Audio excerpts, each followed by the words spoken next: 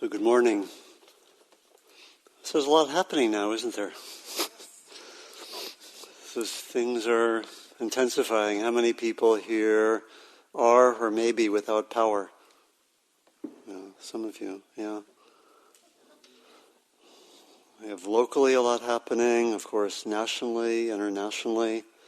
There are a lot of climate actions. We have moving towards constitutional crisis in Washington. And I thought I'd related to several of these. I thought I'd read a poem, which is a nice poem by Jane Hirschfield, which really brings some of these together. It's called A Poem About the Presidency. Well, here it is. On the fifth day, the scientists who study the rivers were forbidden to speak or to study the rivers. The scientists who studied the air were told not to speak of the air, and the ones who worked for the farmers were silenced, and the ones who worked for the bees. Someone from deep in the Badlands began posting facts. The facts were told not to speak and were taken away. The facts, surprised to be taken, were silent. Now it was only the rivers that spoke of the rivers, and only the wind that spoke of its bees. While the unpausing factual buds of the fruit trees continued to move towards their fruit.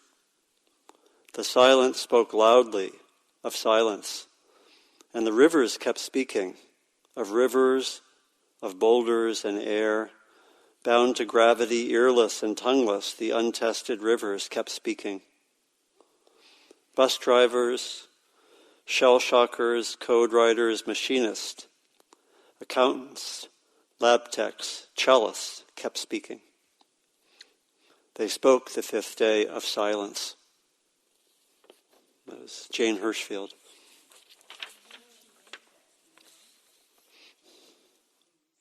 Let's see. April 2017. Okay.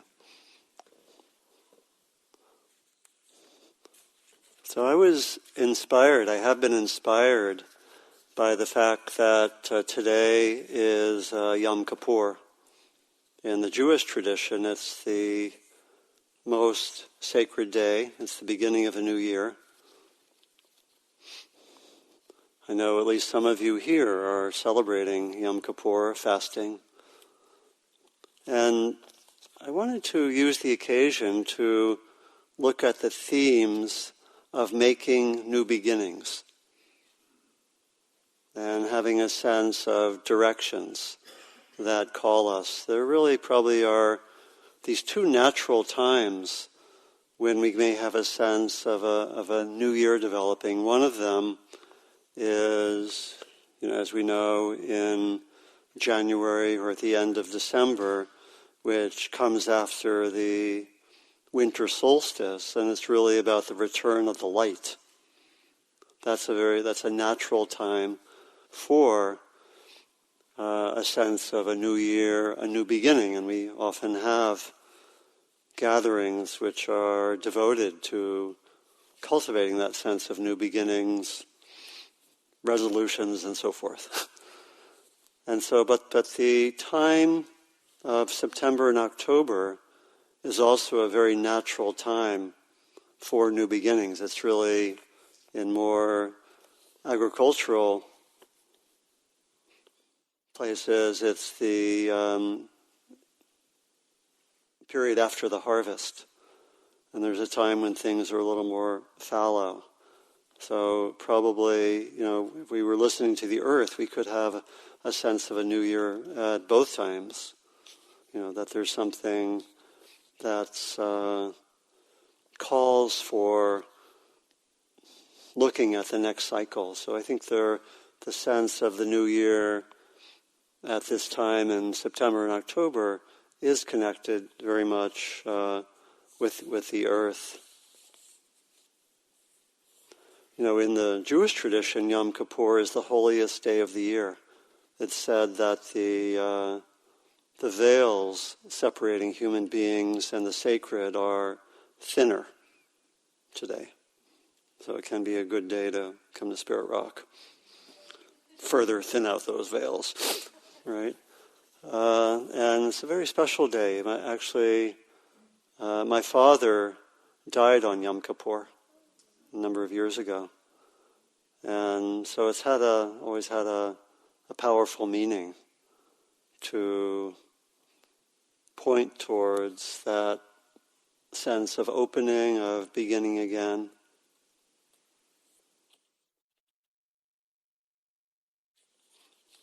And in the Jewish tradition, the dynamics are those in the days that precede Yom Kippur. It's especially about seeing where there have been shortcomings, where there have been ways, either personally or collectively, that we sense that our life is a little bit out of alignment, and we want to make a shift.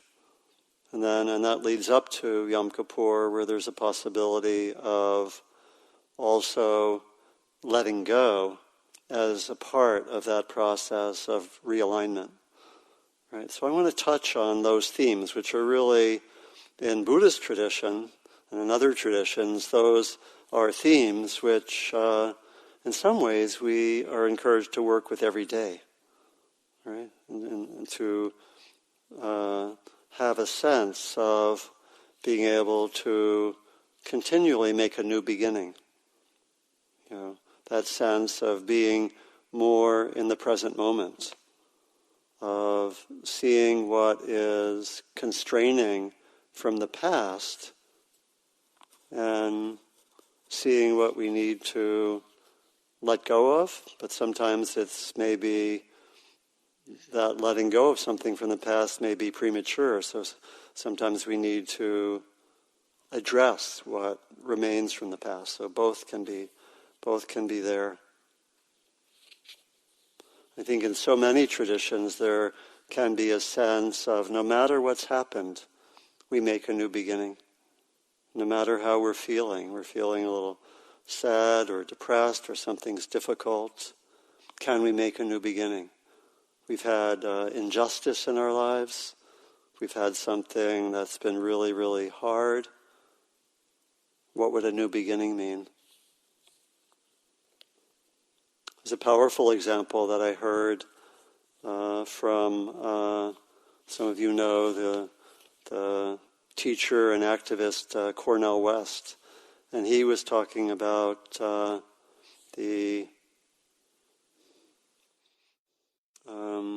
death of Emmett Till. Many of you know that story in 1955, a young man African-American man from Chicago who went down to visit relatives and was 14 years old and was not clear some of the things that happened.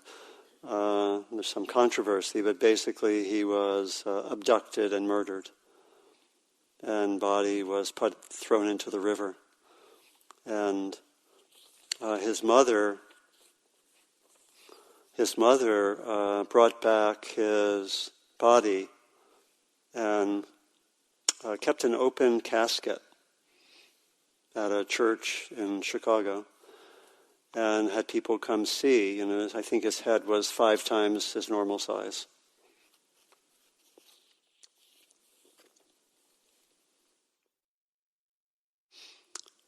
And then she spoke, and this is really, to me, fits very much with the theme. She really spoke of being very present-oriented. She said, "I don't have a minute to hate.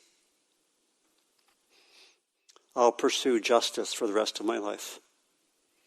In those extreme circumstances, there was a sense of not being bound in a certain way by the past, but making a new beginning related to the past. So for me, that's a very powerful story. So that question of how do we keep beginning again in relationship to what's important. And we do this in a variety of ways. I actually, maybe some of you do this. I personally have vows which I developed, 10 years ago, which I repeat to myself 4 times a day. And I've sometimes repeated these here. And I repeat them 4 times a day, but if I need to tell you what they are, I'll probably forget it. Right, but it's like, the beginning of it goes, I intend to awaken for the benefit of others. And then I do a few moments of gratitude practice, and I say, may I find peace and serenity in the midst of phenomena. May my demons and dragons become allies and helpers. All right, that's a good one. Let's see. May I, 4 times a day, and I'll have to get in that groove to be able to say it.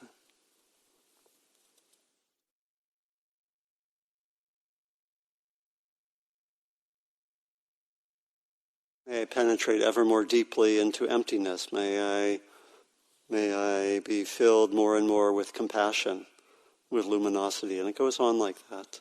And I bring in some other things. But the point is that there's something like that which can help with renewal and coming out of being a little bit stuck from, in small ways or big ways. I do that if I ever wake up in the middle of the night and I'm disturbed by something. When I usually sit up and do some meditation, but those vows, when I say them, partly because they're concentrative, they sort of can really shift awareness.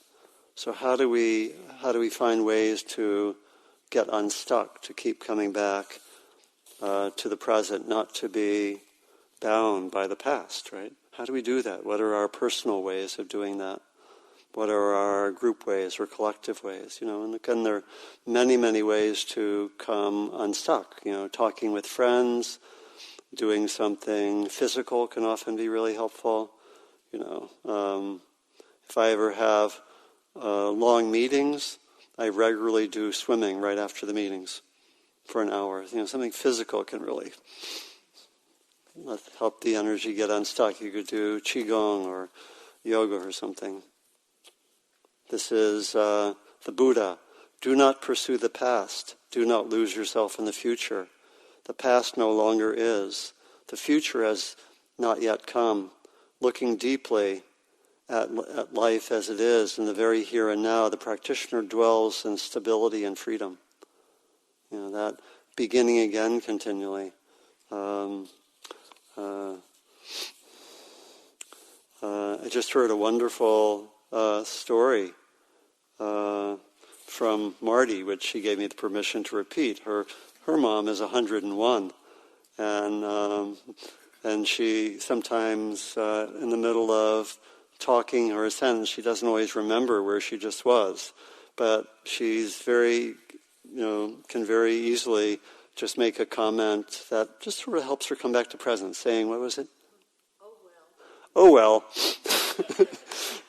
Right, like in the middle of a sentence, it doesn't quite come out. Oh well, okay, reset, start again. Right, so there are all these different ways to do that. Here are 10 reflections, again in the Buddhist tradition. These are offered as daily reflections, and I'll give a few of them. These are taken to be reflections which help align oneself. My very life is sustained through the gifts of others. Does regret over my conduct arise in my mind? All that is mine, beloved and pleasing, will become otherwise, will become separated from me. The days and nights are relentlessly passing. How well am I spending my time? And so forth. And in the Tibetan tradition, often a daily reflection is to bring up impermanence and death, and remember that every day. It's also very much in other Buddhist traditions, other spiritual traditions, remembering death and impermanence can give some urgency to live in alignment with what's most important, right? And some people practice that every day. I know one teacher who has been influential, Venerable Analayo. Some of you have studied with him. He does that every evening before going to sleep, reflects on death. And it can be just a very simple practice to remember impermanence, remember death, and not with any particular aim, but just do that. And the sense is that what is most important will tend more to come to the present, come up.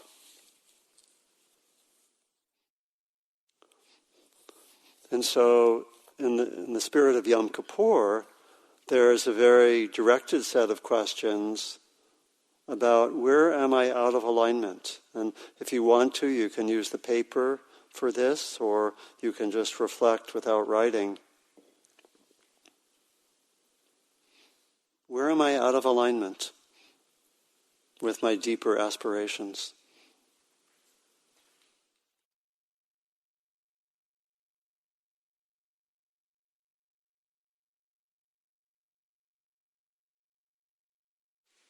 Let's see what comes to you.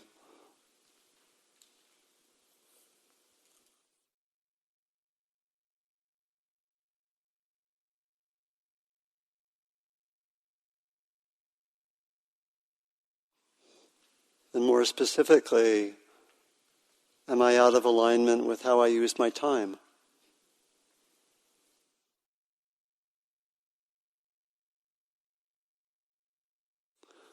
And here the aim of these inquiries are not to come to being self-judgmental.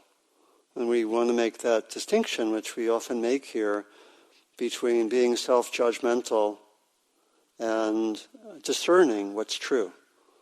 We're interested in discernment.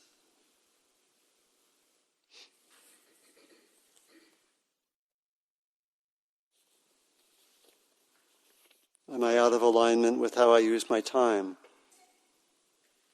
With how I take care of my body?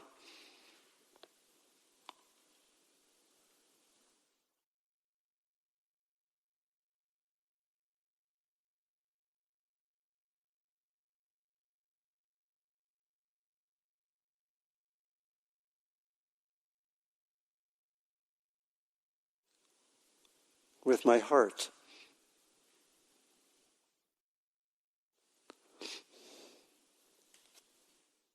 In relation to oneself, in relation to others?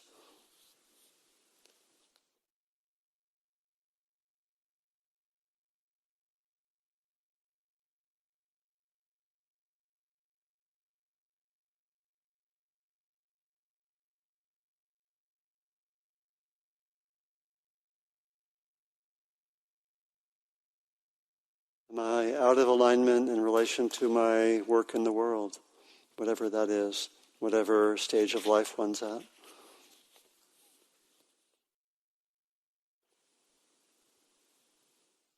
The answer may be, I feel pretty aligned. That's fine, we're not looking for anything in particular.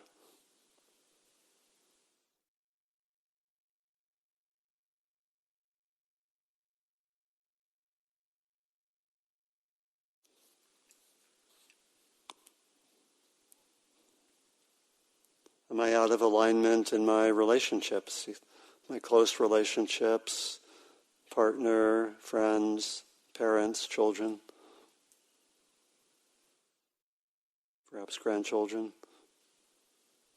grandparents.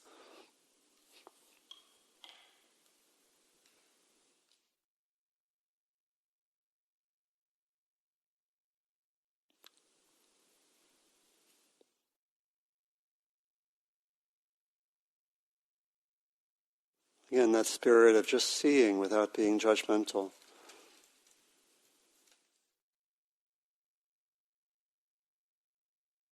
In the tradition of Yom Kippur, it's said where you're looking for how we're missing the mark with the interest of resetting.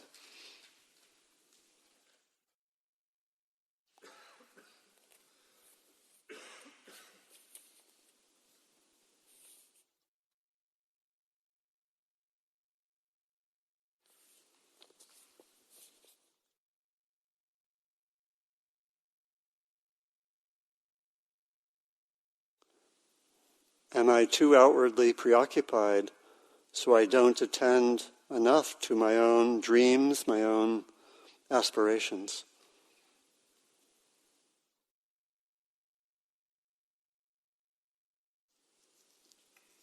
Do I need to give more room for what is my deepest aspiration?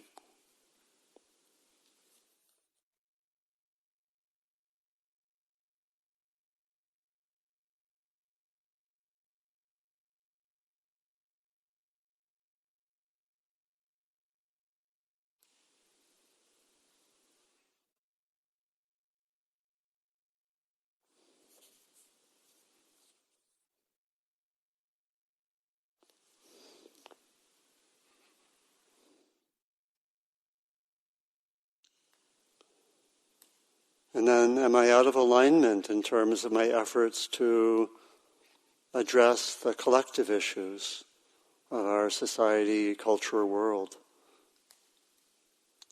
Am I too self-preoccupied to follow my responsibility as a citizen and what's done in my name?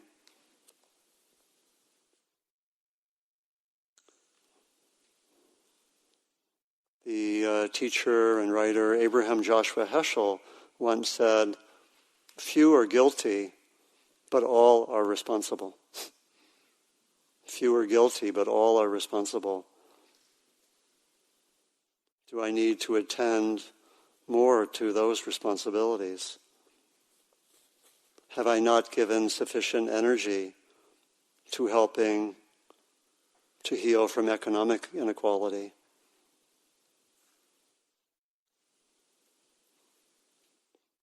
Have I not given sufficient energy to help to heal from racism?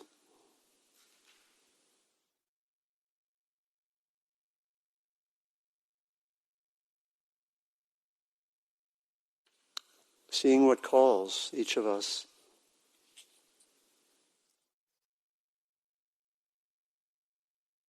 Have I not given sufficient energy to helping to address the climate crisis?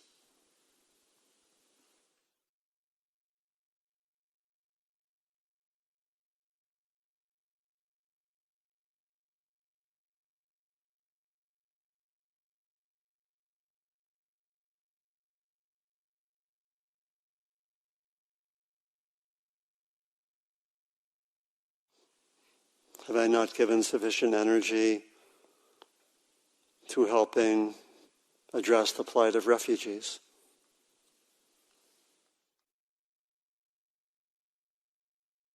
And knowing what causes refugees?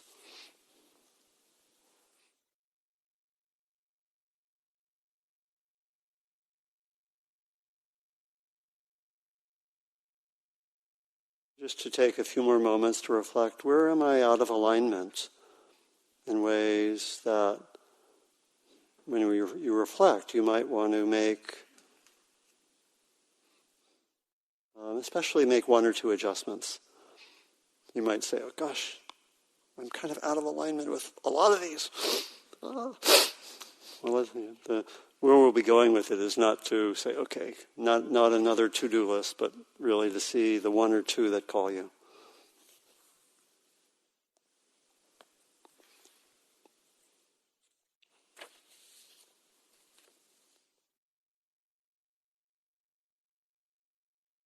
What's the deeper aspiration?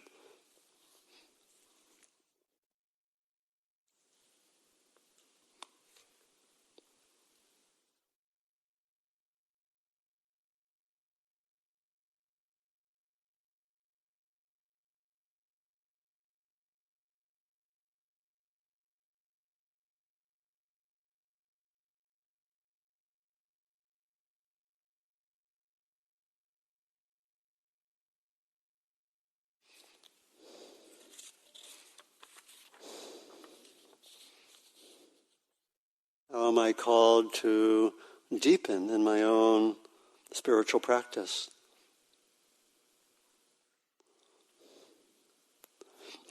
Where am I a little bit off the mark there? from the Tibetan Book of the Dead. O nobly born, O you of glorious origins, remember your radiant true nature, the essence of your mind. Trust it, return to it, it is home.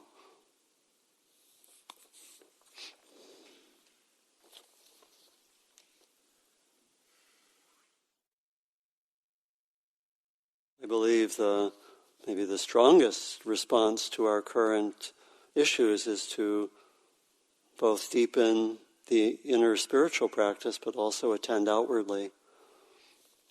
This is a poem by Drew Dellinger called Hieroglyphic Stairway. It's 3:23 in the morning and I'm awake because my great-great-grandchildren won't let me sleep. My great-great-grandchildren asked me in the dreams, what did you do while the planet was plundered? What did you do when the earth was unraveling? Surely you did something when the seasons started failing. As the mammals, reptiles, birds were all dying, did you fill the streets with protests when democracy was stolen? What did you do once you knew?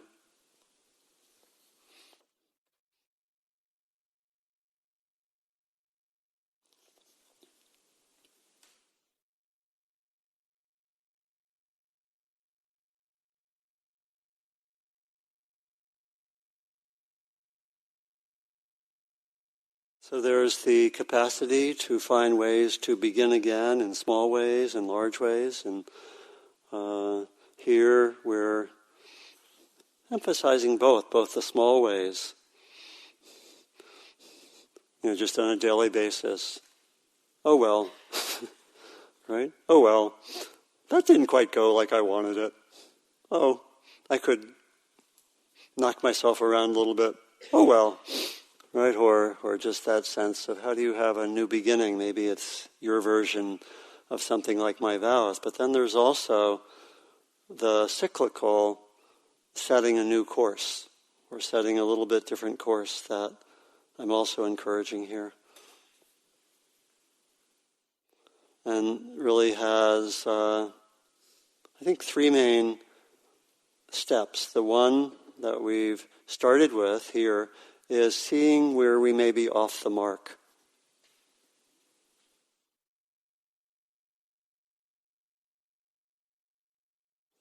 And what I could ask would be, what are the 2 or 3 ways that are most important for you? You may, like I said, you may have had a developing list if we were comprehensive, but what are the 2 or 3 ways that you're a little off the mark that really are calling for response? Because we want to be practical and not try to do too much, right? Have just a few ways that we realign.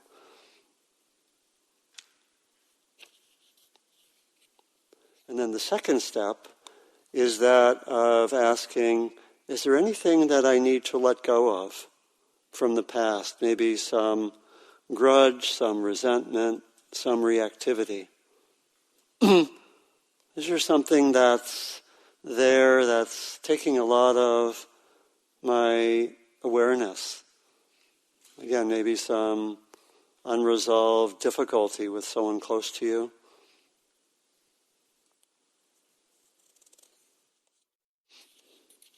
Is there some kind of reactivity which is occurring over and over again? Is there anything that you want, that you would like to forgive? Again, remembering that forgiveness especially means wanting to let go of the reactivity in my own mind. Forgiveness doesn't mean that what happened was okay. It's not condoning. And you can forgive and still say, I don't want to be anymore with this person. It's really about what's there in my own being that's reactive, that's stuck or caught. Jack Kornfield has that one-liner about forgiveness. Forgiveness is giving up the hope for a better past.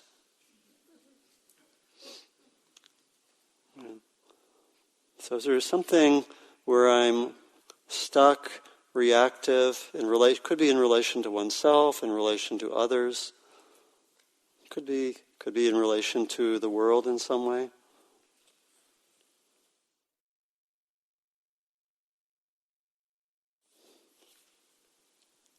And this is really about your own mind and reactivity. This is not dependent on the other person also forgiving you. Right? This is just what could be called unilateral forgiveness. Right? So is there some part of my life, again in relation to myself, another, the world, something that happened in the past, some area maybe of wound or hurt, where I can let go some? Again, not forcing it. Forgiveness can't be forced, and forgiveness needs to happen when we're ready. So it's not something that we do because it's a good idea, but it actually, in the heart, it feels like, okay, yes, I'm ready for that.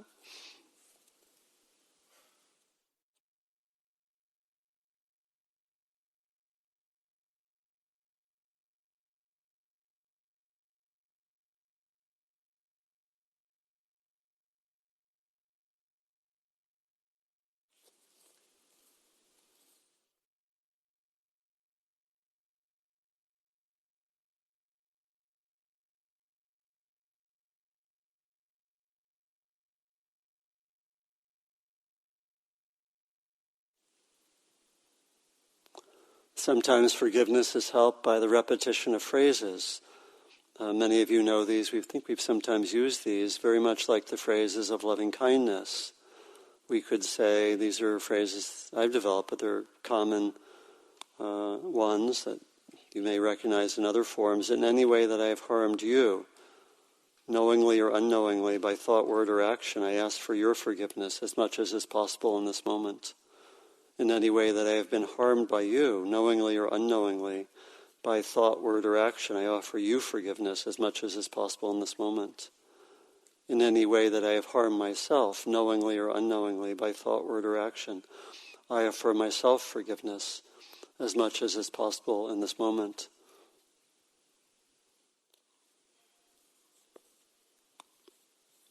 And then there's a fourth form of forgiveness, which was developed by Larry Yang. He's a colleague at Spirit Rock.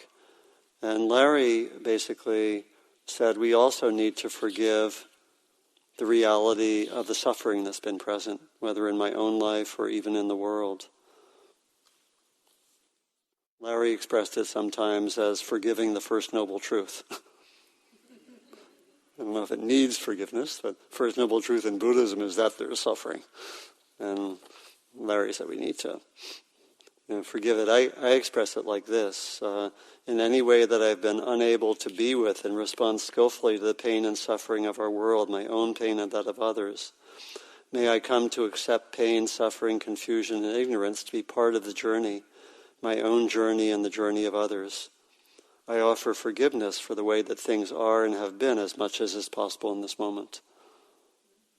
So to see where that calls you, it may be there's a part of one's life which has been really hard. And does it feel appropriate just to let go of that in some way? And sometimes attending to that area may call for action and doing something or working through something. But sometimes can be something to let go. Right?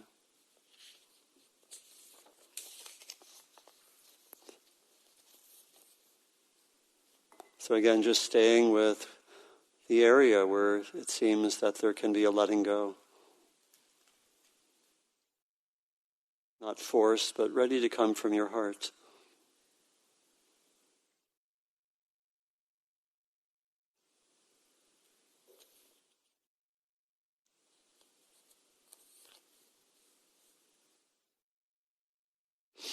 And then the third step, and this will be the last one, is the step of setting intentions or aspirations. And I'll ask for 3 of these. in 3 areas of our lives. And this can be related to the first area of seeing where we miss the mark or are a little bit out of alignment. What is my core aspiration in relationship to myself?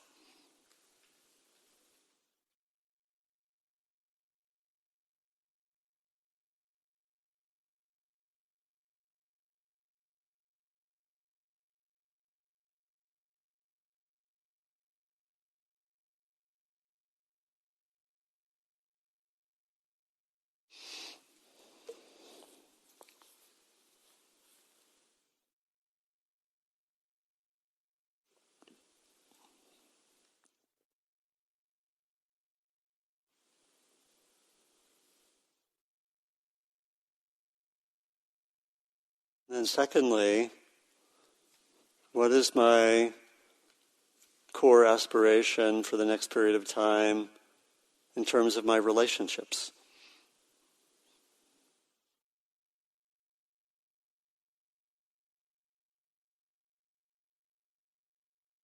See how you would express this.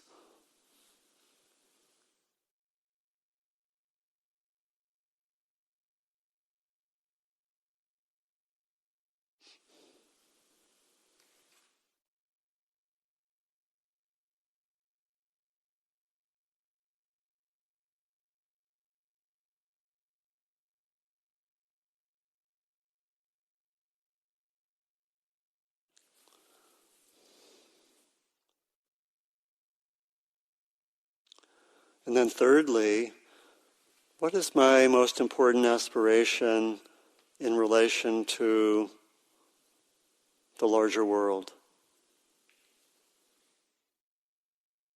and my own contributions to healing and transformation?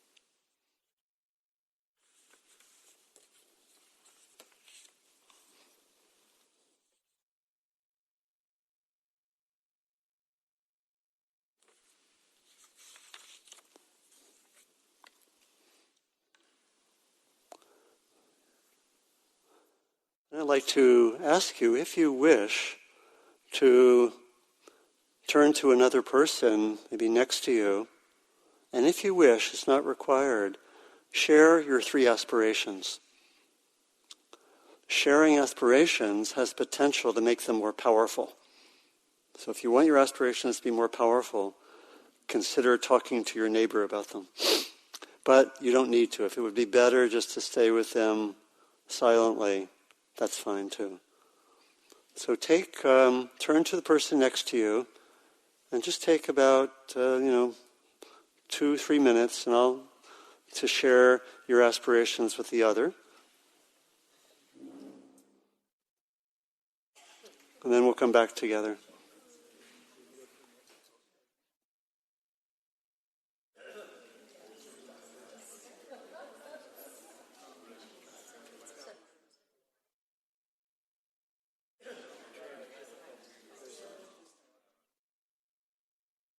Yeah, okay to have a group of 3 if you want.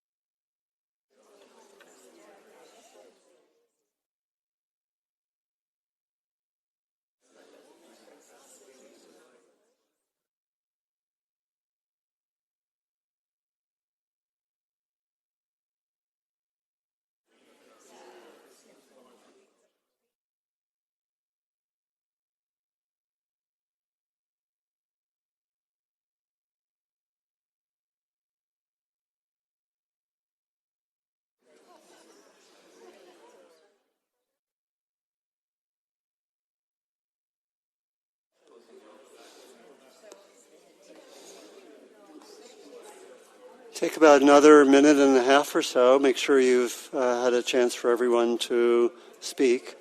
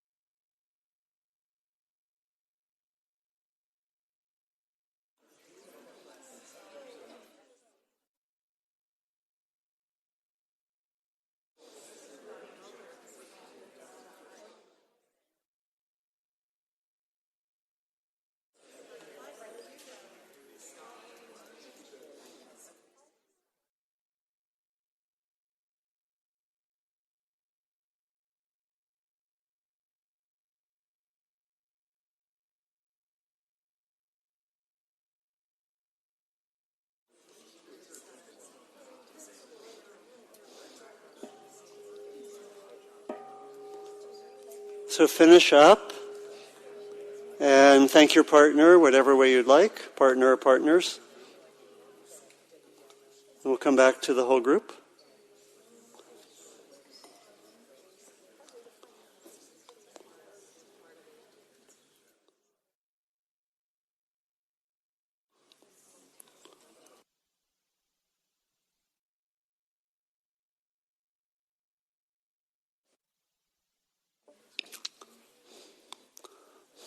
So I'd love to hear everyone's three core aspirations, right? Probably be very interesting and inspiring. But anyone want to either share or reflect or ask a question? We'll use the microphones here.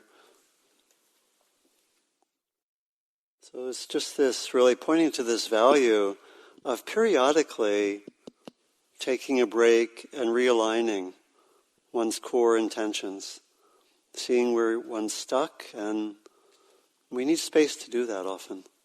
We need space, It's hard to do that when one's quite busy. I know that I went through an interesting period about 20 years ago. It really felt like a transitional time. And intellectually, I kind of knew where I was going, but I had been too busy, and it was in my gut. I couldn't, even intellectually, I kind of knew where to go. The energy wasn't there in the right way. And I needed to let go of things, or just let go of busyness. And I was able to do that. And still have enough income coming in. So, and it took some time. It's sort of like sometimes it takes opening up a space before we can really let what's important come through.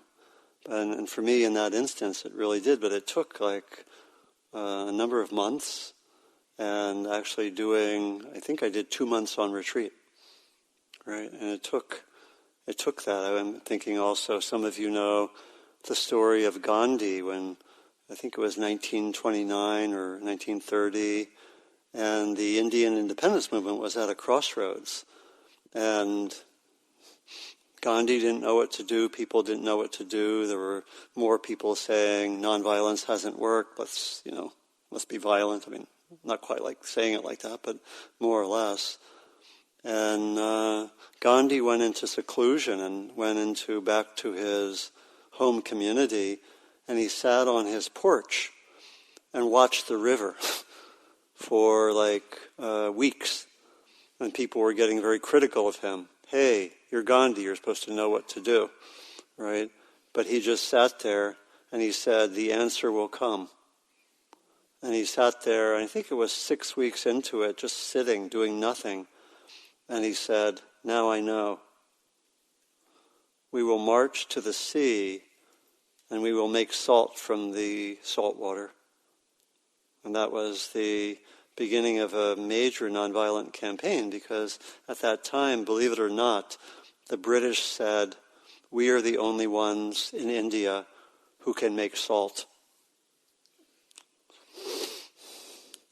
Such was the way the world was at that time.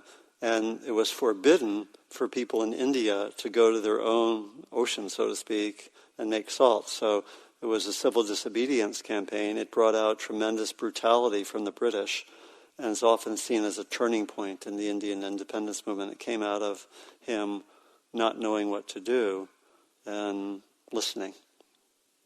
So sometimes it takes some time to listen and know what's really coming from the heart. It's hard to be really busy and in touch, or have that realignment take place. So, any reflections, thoughts, questions, sharing of any of your own aspirations? We'll bring the mic. Yeah. This isn't an aspiration, actually. It's a question that I don't have an answer to. Okay. One of the lines in one of the poems you read talked about, what did I do? And in there was also the phrase about going into the streets. Yeah. And what I've been thinking about is the people in Hong Kong who have demonstrated repeatedly for day after day after day. Yeah. The yellow jackets, the yellow vests in France. Yeah. The young people in Iraq who are protesting for basic services and jobs. Yeah. And here you have those hot spots around the world. And here in America, we did have the climate march. We did have the women's march. And it seems like there are occasional large groupings of people going into the streets to ask for something. But that kind of persistent civil disobedience in your face just doesn't seem to be happening here, and I don't know why that is, and I don't know what my part in that should be. How many can relate to that question? Okay. Yeah, no, it's an important question, and so I think a few responses that I have, and I'm sure others have other responses, but what occurs to me are a few things. One of them is, there was a study done, I think about 10 years ago, by a social scientist, and she studied the history of nonviolent movements. And she found that every nonviolent movement which has had the participation of at least 2.5% of the population has been successful, even when there's been dictatorship. That's what she found. So that can be encouraging. Sustained, nonviolent campaigns, right? And then, secondly, I think it's good just to connect with others. Isolation is a real issue now. So even if you don't know what to do, it's good to connect with others and talk about how you don't know, right? Or just meet with people in various groupings. So watch out for the isolation. See what's possible. And I think for me the climate issues are accelerating. There actually are actions happening now related to climate. Connected with the group Extinction Rebellion. Those are happening right now and all over the world, and including New York. I think a main action is happening a week from today in San Francisco. So there are more things happening, right? But I think we don't have a ready-made movement, something that we can plug into. That's not easy. It takes creativity, right? Let's do one at a time. Hold on. We'll use the mic if we're going to speak. Okay. I'm sorry, I went out of turn. I just wanted to say, I believe there's something going on at Jared Huffman's office tomorrow at 1 p.m. about animal mass extinctions and that. Yeah, I think people are getting out there. So in terms of climate and animals and so forth, if you look up some of the groups, you'll find a lot of actions. Yeah. When I heard that word street, I thought of it in a more poetic kind of way. Yeah. And that the street is whatever's out there, what you encounter during the day, and my thing is working with immigrants, and so to me the street is going to court with somebody who's been picked up by ICE, or I have one of my aspirations is I think I'm an activist and I do stuff, but there's one group that I have a really hard time with, and it's the homeless.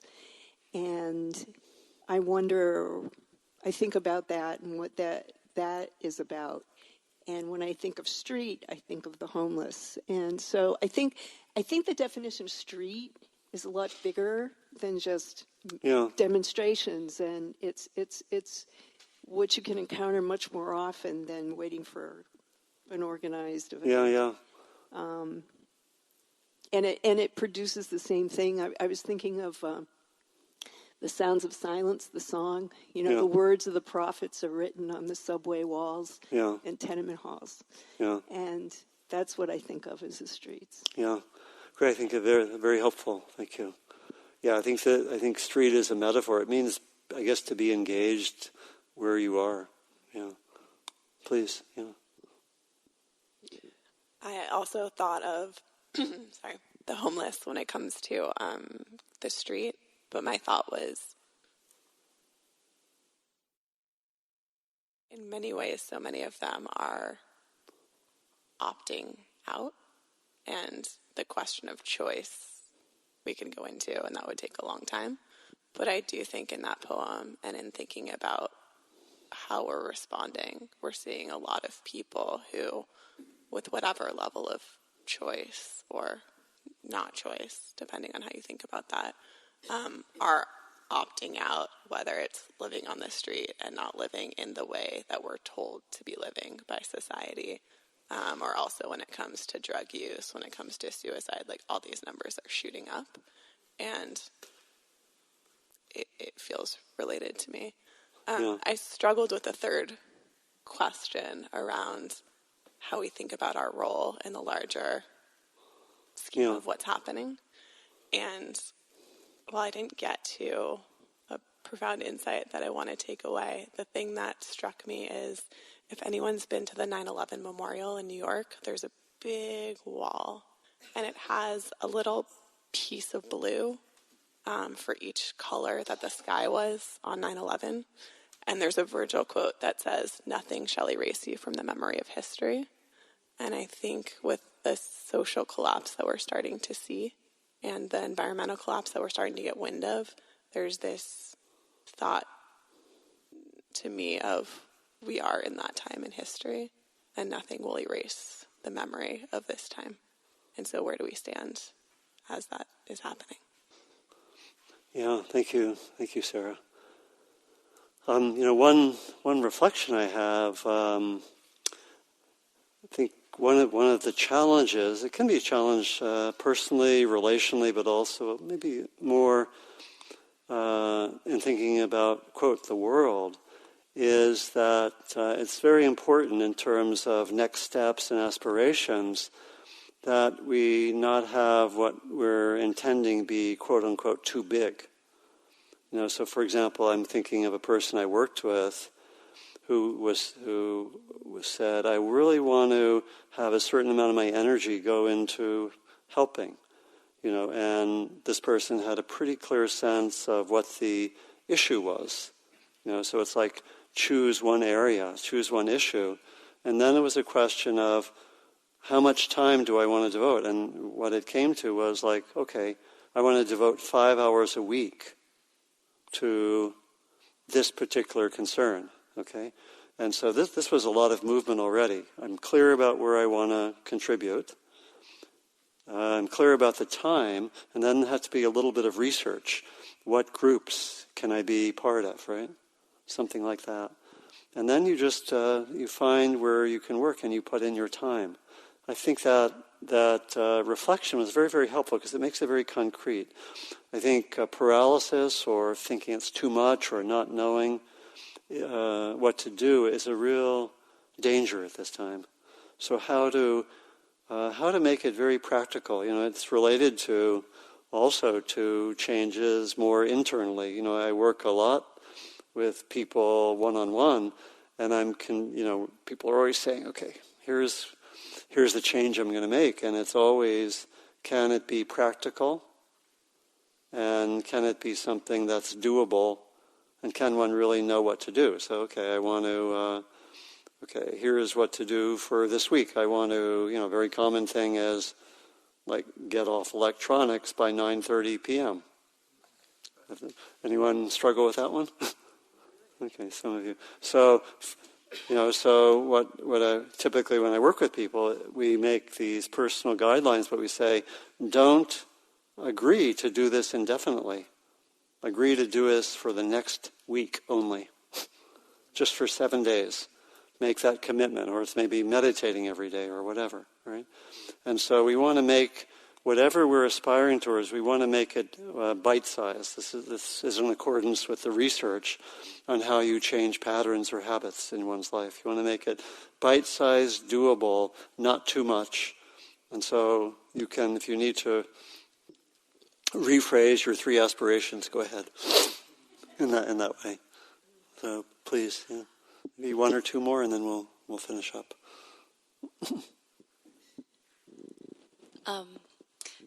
Speaking to sort of bite-sized aspirations, I was also inspired a little bit by Jenna was talking, if I may, was talking about how some of her action is really going through her practice and connecting to herself. Yeah.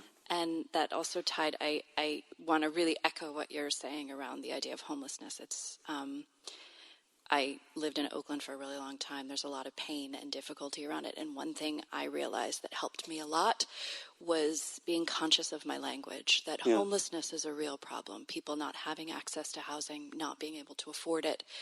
And then indigence is another problem. Yeah. And so, are we calling people homeless and linking two problems that are maybe not problems in the same way, and don't free us to address them in the same way. Yeah. And so I think one action we can take on the street is by connecting to ourselves, thinking about our language, really thinking about how we're talking about the problems, because there's things we say without thinking.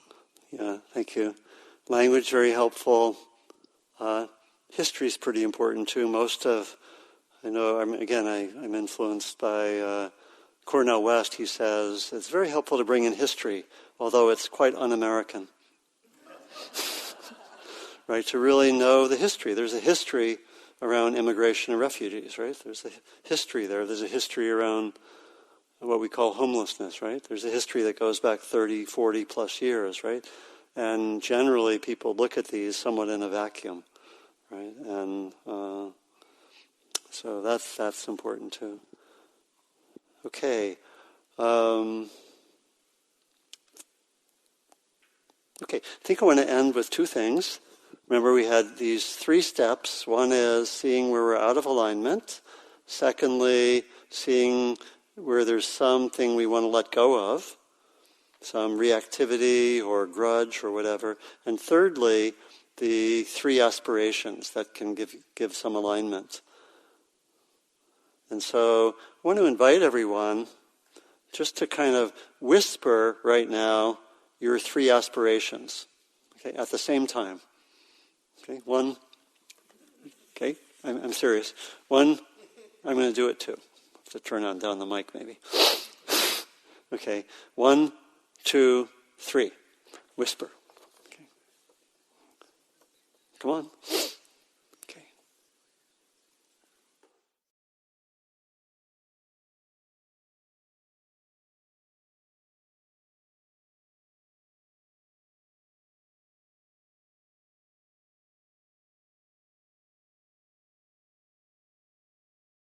And see if there's one word which really helps you to stay in touch with this.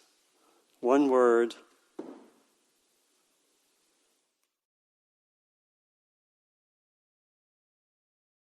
And let's say these out loud all together at the same time. Ready? Radiate. Okay, and may these aspirations, having been expressed publicly, even through whispering, gain more power and lead to wonderful development, transformation for ourselves, for those in our lives, and for our world. May they all be helpful and contribute in this way.